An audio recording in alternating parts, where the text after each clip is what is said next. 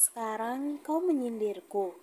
Tangan Edward mulai mengunci pinggang ramping milik Luna, agar gadis itu susah untuk menghindar darinya. Luna menyadari, ini sinyal berbahaya baginya.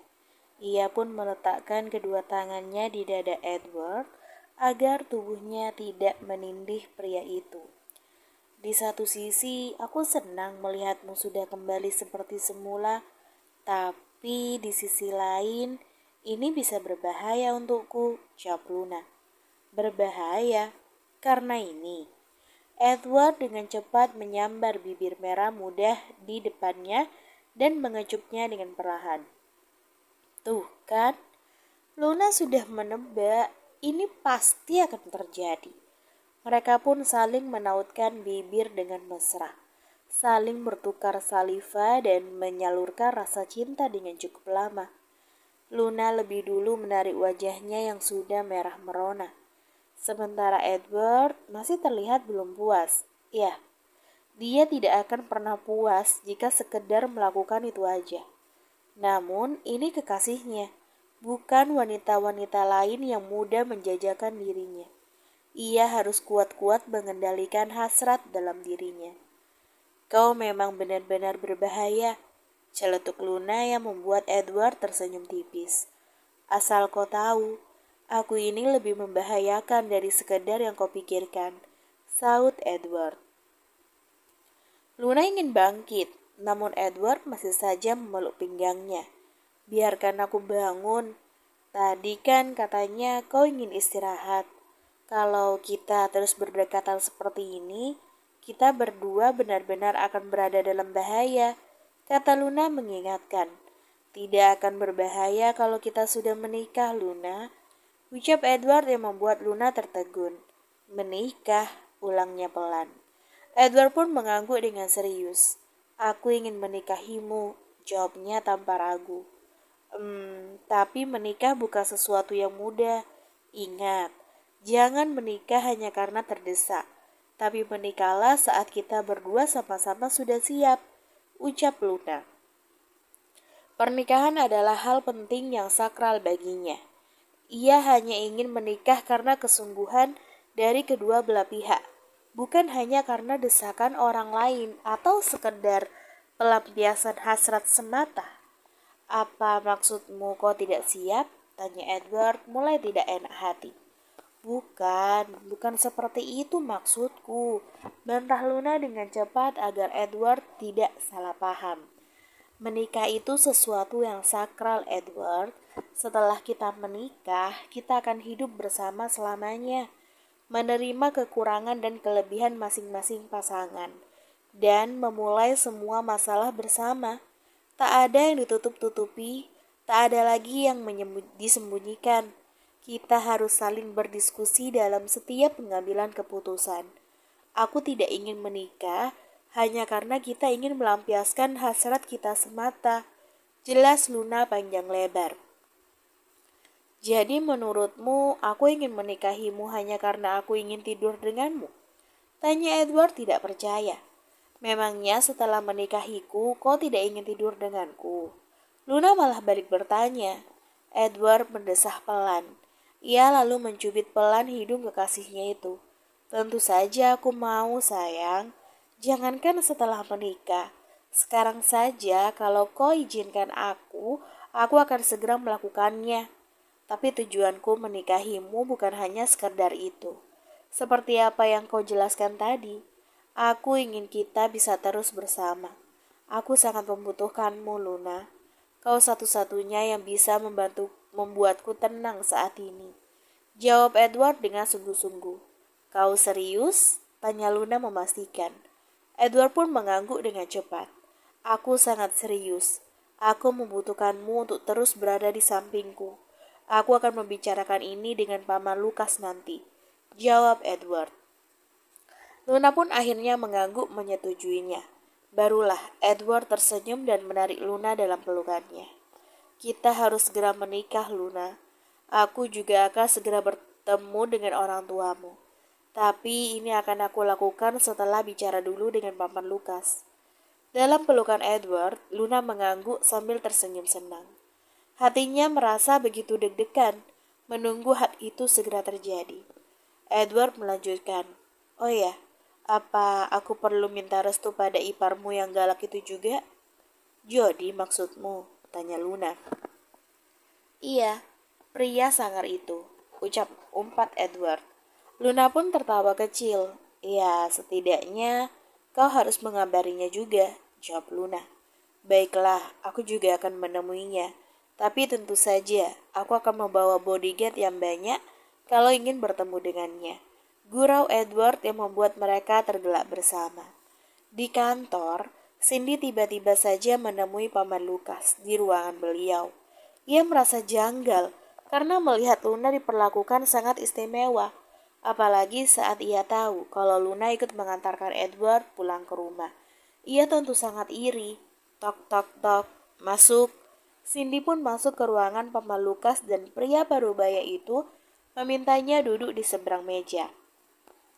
"Ada sesuatu yang ingin dibahas?" tanya Paman Lukas to the point. "Ada tuan, tapi ini tentang karyawan di sini, bukan tentang pekerjaan saya," jawabnya.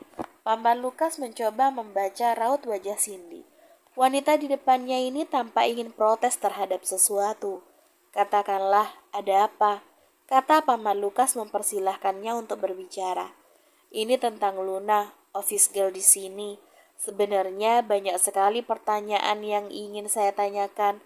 Salah satunya, kenapa dia selalu mendapatkan perlakuan yang spesial di kantor ini, Tuan? Seperti sekarang, dia bahkan ikut mengantar Tuan Edward pulang ke rumah. Lalu, bagaimana dengan pekerjaannya di perusahaan?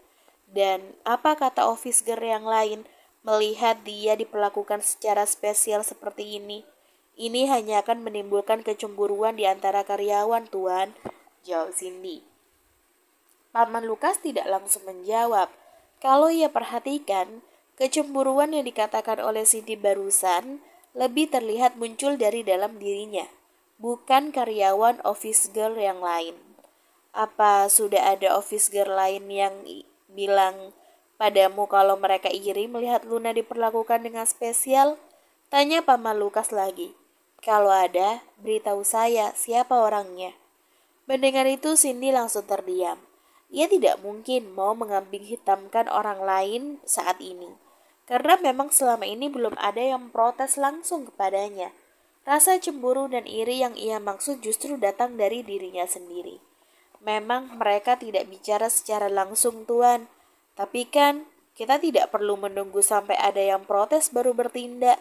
Lagi pula sudah seharusnya semua karyawan diperlakukan dengan sama, bukan?" jawab Cindy. Paman Lukas tersenyum tipis, lalu tampak mengangguk-anggukkan kepalanya. Ia semakin yakin bahwa yang cemburu di sini adalah wanita di depannya ini.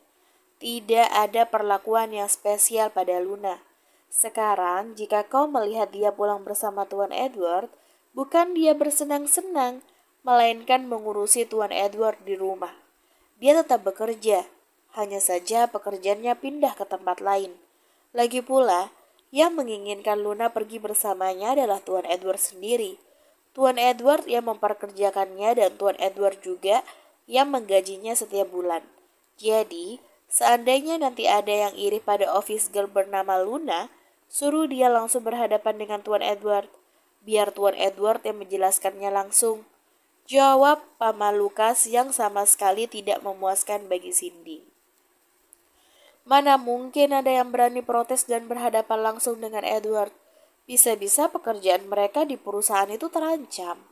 Karena merasa tidak mendapatkan jawaban yang pasti dari Paman Lukas, akhirnya Cindy pun izin pamit kembali ke ruangannya.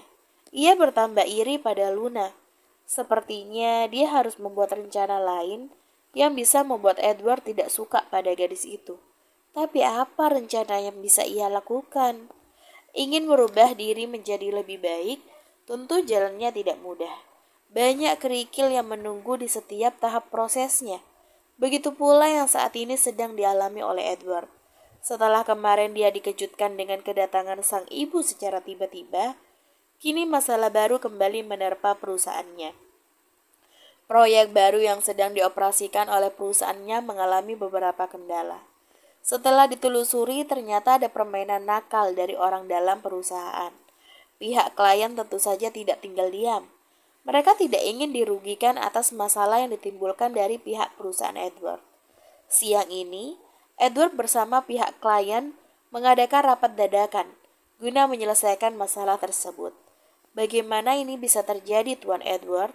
Proyek ini baru berjalan beberapa minggu, namun sudah memiliki masalah seperti ini. Material tidak kunjung datang selama beberapa hari. Karyawan di lapangan tidak mengerjakan apa-apa. Tidak ada progres sama sekali yang berjalan. Sementara pihak kami sudah membayar uang muka sebesar 30% dari harga invoice. Bayangkan, 30% Tuan, bukan jumlah yang sedikit. Protes klien Edward. Wajahnya terlihat sangat tidak puas dengan kinerja perusahaan Edward. Saya tidak yakin proyek ini akan selesai tepat waktu, dan itu artinya perusahaan saya akan mengalami kerugian lagi. Lain hal kalau Tuan Edward mau memotong harga invoice yang telah disepakati sebagai akibat dari keterlambatan pengerjaan proyek ini. Saya mempercayai perusahaan Tuan karena kita sudah lama bekerja sama. Meskipun banyak rumor di luar sana yang mengatakan kinerja Tuan tidak seperti dulu sebelum Tuan mengalami kelumpuhan, saya sama sekali berusaha mengabaikan itu. Saya tetap percaya pada kemampuan Tuan, tapi tolong bersikaplah profesional dan tidak mengecewakan saya. Lanjut klien tersebut dengan ketus. Edward yang hanya bisa menelan mentah-mentah ungkapan kekecewaan dari kliennya itu. Pria itu tak salah. Karena itu pun, Edward tak bisa berkilah atas kesalahan yang terjadi dari pihaknya. Meski sebenarnya dia tidak terima jika kondisi fisiknya dikait-kaitkan dengan penurunan kinerjanya. Ini semua di luar kendalinya. Ia sendiri bahkan tidak menyangka hal seperti ini akan terjadi. Seorang manajer yang sudah lama bekerja dengannya dan dipercaya mengurus proyek ini malah berkhianat. Dia membuat perusahaan palsu sebagai supplier utama dan menyediakan kebutuhan material proyek. Perusahaan milik Edward sudah membayar mahal untuk setiap material yang dipesan. Namun nyatanya, hingga saat ini material tersebut tidak kunjung datang. Awal pengerjaan, mereka hanya menggunakan material yang berada di gudang agar bisa menutupi kebusukannya. Dan kini, manajer itu dikabarkan kabur ke luar negeri setelah berhasil mendapatkan uang yang banyak dari hasil penipuannya. Siapa yang harus bertanggung jawab atas semua ini kalau bukan Edward sebagai CEO perusahaan tersebut? Atas nama perusahaan, saya minta maaf sebesar-besarnya atas masalah ini, Tuan. Saya mengerti. Bahkan maaf saja tidak cukup untuk mengembalikan kerugian yang nanti akan dialami oleh perusahaan Tuan. Untuk itu, saya akan menyetujui permintaan Tuan tadi. Jika proyek ini tidak selesai sesuai dengan tanggal yang kita sepakati, maka pihak saya siap untuk menanggung kerugiannya, ucap Edward dengan tegas. Baik, saya setuju. Saya harap semua berjalan sesuai dengan keinginan kita, Tuan Edward. Semoga kejadian tidak mengenakan seperti ini tidak terjadi lagi ke depannya, saut klien itu yang diangguki oleh Edward. Rapat pun selesai dengan keputusan berat yang harus Edward ambil. Dampaknya nanti tentu aja akan terasa pada keuangan perusahaan. Beberapa kali Edward nampak menghela nafasnya dalam-dalam, lalu menghembuskannya perlahan. Ia berusaha mencoba menenangkan pikirannya sejenak. Saya minta maaf Tuan, di sini saya juga merasa bersalah karena memberikan kepercayaan begitu saja pada manajer tersebut. Kasus ini sudah saya laporkan ke pihak kepolisian. Mereka sedang dalam pengejaran manajer yang kabur ke luar negeri itu. Lapor Paman Lukas. Edward mengangguk. Ia mengerti. Hal-hal seperti ini memang bisa saja terjadi. Tak seharusnya dia lengah dalam mengawasi setiap karyawan di perusahaannya. Usahakan hal-hal seperti ini jangan sampai terulang lagi. Pesan Edward lalu pergi meninggalkan ruangan meeting dan kembali ke ruangannya. Sebelum keluar, di depan pintu, dia sempat berpesan untuk tidak mau diganggu dulu seharian ini. Bahkan makan siang pun ia hanya minta diantarkan ke ruangannya saja. Saat jam makan siang berlangsung, Luna terlihat membawa kotak bekal makanan dan pergi menuju ke ruang CEO. Ia berencana ingin membawakan Edward makanan yang dia masak sendiri tadi pagi. Namun baru saja keluar dari lift, ia sudah dicegat lebih dulu dengan Cindy. Mau kemana? Tanya Cindy. Ia melihat Luna menenteng sebuah kotak makan siang. Dia curiga kotak makan itu pasti akan Luna berikan untuk Edward. Saya mau ke ruangan Tuan Edward, Nona, jawab Luna. Untuk apa? Tuan Edward berpesan pada saya. Dia tidak ingin diganggu. Lagi pula saya sudah memesankan makanan dari restoran mahal untuknya. Dia akan makan siang di ruangannya sendiri karena banyak pekerjaan yang harus diurus oleh Tuan Edward, kata Cindy, melarang Luna untuk masuk ke dalam. Tapi saya... Pergilah. Dia benar-benar tidak bisa diganggu saat ini. Kenapa sih kau ini susah sekali dikasih tahu? Lagi pula apa urusanmu tiba-tiba ingin bertemu dengan Tuan Edward? Pergi sana. Jangan mengacau, usir Cindy terang-terangan. Wajah Luna berubah masam. Ia tak suka dengan perlakuan kasar Cindy yang mengusirnya seenak hati. Tuan Edward sendiri saja belum tentu mengusir saya. Tapi Nona malah mengusir saya seperti ini. Saya akan tetap bertemu dengannya, tegas Luna. Cindy tersenyum miris. Gadis di depannya ini makin lama makin melunjak juga padanya. Hei, office girl. Kamu itu cuma karyawan baru di sini. Kau harus sadar diri. Siapa dirimu seenak hati keluar masuk ke ruangan CEO? Hah? Lagi pula apa kau tidak tahu? Tuan Edward itu sedang banyak pikiran. Proyek barunya mengalami banyak kerugian. Belum lagi tekanan dari klien. Dan tidak hanya sampai di situ. Pihak pemegang saham juga nanti akan ikut komplain soal ini. Jadi pekerjaan Tuan Edward itu banyak. Bukan sekedar merayu office girl murahan sepertimu aja. Kau mengerti? Hardik Cindy. Jangan mulut Anda, Nona. Saya tidak... Ada apa ini ribut-ribut?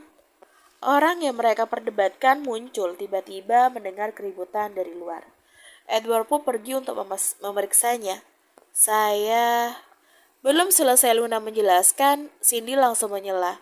Maaf Tuan, saya hanya menjelaskan kepadanya kalau Tuan sedang tidak bisa diganggu saat ini, karena Tuan sedang banyak pekerjaan. Tapi office girl ini malah ngotot ingin bertemu dengan Tuan. Maaf kalau saya salah, saya kan hanya bermaksud menjalankan perintah Tuan tadi. Cindy menunduk dengan memasang wajah bersalahnya. Ia sengaja mencari muka di depan Edward agar dirinya tidak disalahkan atas keributan yang terjadi. Bahkan, nada suaranya saat berbicara dengan Edward pun sudah berubah menjadi sangat lemah lembut. Berbeda ketika dia tadi berbicara dengan Luna. Cindy benar, aku memang sedang ingin sendiri saat ini, ucap Edward. Mendengar itu, Cindy langsung mengelum senyumnya. Ia bersorak dalam hati karena ini kali pertamanya dia dibela di depan Luna. Sementara Luna sendiri langsung merasa tidak enak hati. Ia juga cukup kecewa karena Edward tidak ingin menemuinya. Aku harap kalian jangan ribut lagi. Luna, kembalilah ke tempatmu, ucap Edward. Iya tuan, saya permisi, saut Luna dengan lirih. Lalu segera berbalik masuk kembali ke dalam lift. Ia melihat kotak makan yang ada di tangannya. Rasanya dia ingin menangis kalau mengingat betapa semangatnya ia tadi subuh bangun lebih awal untuk membuat makan siang untuk kekasihnya. Namun ternyata Edward bahkan tidak ingin menemuinya. Edward pun masuk kembali ke ruangannya. Bukannya ia tidak ingin bertemu dengan kekasihnya itu, tapi saat ini ia memang sedang banyak masalah. Ia ingin fokus terlebih dulu pada pekerjaannya. Bersambung.